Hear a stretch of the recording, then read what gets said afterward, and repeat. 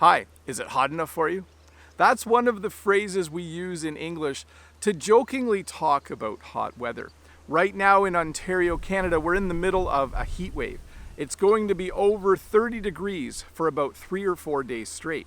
And we call that a heat wave. I know for some of you that probably sounds like really nice weather, but for us here in Canada, that's very, very warm. So right now, I thought it would be a great time to make a lesson about how to talk about hot weather in English.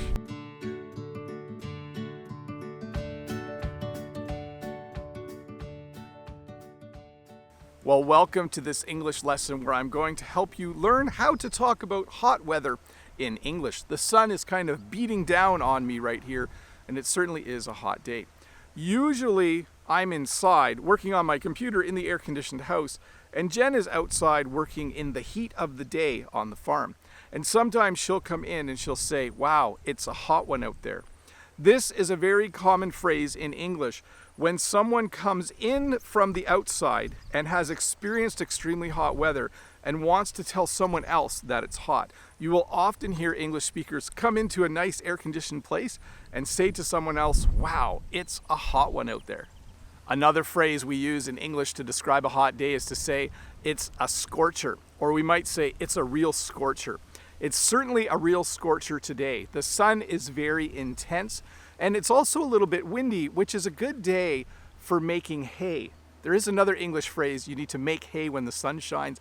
If you look across the river here, you can see that my neighbor is starting to make hay. I'll get another little clip to show you in a sec. But because it's a real scorcher today, the hay is drying quickly, and it's a great day to bale some hay. Another phrase we might use on a day like this is to say it's a cooker or it's a real cooker. If you look behind me, you can see some of these plants are starting to wilt a little bit. It's a cooker out here today. It's like they're being cooked in the sun. The sun is so hot that the plants can't take up water fast enough. So, if you want to describe a hot day where you see plants wilting, you could say it's a real cooker. Another similar phrase that we use to talk about hot weather is to say it's baking hot. It's baking hot out here today, and I'm happy that I'm in the shade. You'll notice sometimes we say cooking hot and baking hot. We often use the same terms we use for cooking and preparing food to talk about hot weather. So once again, I'm really happy to be in the shade of this tree because it's baking hot out there in the sun. Oh, and just for a quick review, that is my shadow, and under the tree there is shade. That's my shadow, that is shade. We also sometimes just say it's boiling outside, or it's a boiling hot day today. We use the word boiling to describe the hot day. You can also use this to describe yourself. If you were really hot, you could say, I'm boiling today. Or you could say, I'm just boiling up today.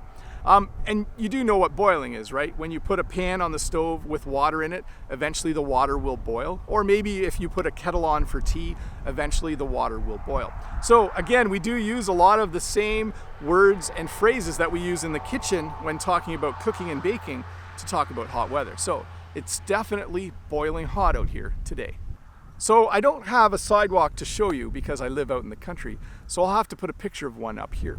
But sometimes in English, when it's really hot, we'll say, it's so hot you could fry an egg on the sidewalk.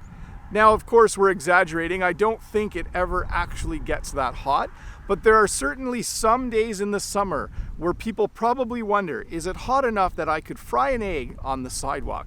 Because if you walk on a sidewalk with bare feet in the summer, it certainly is really, really hot.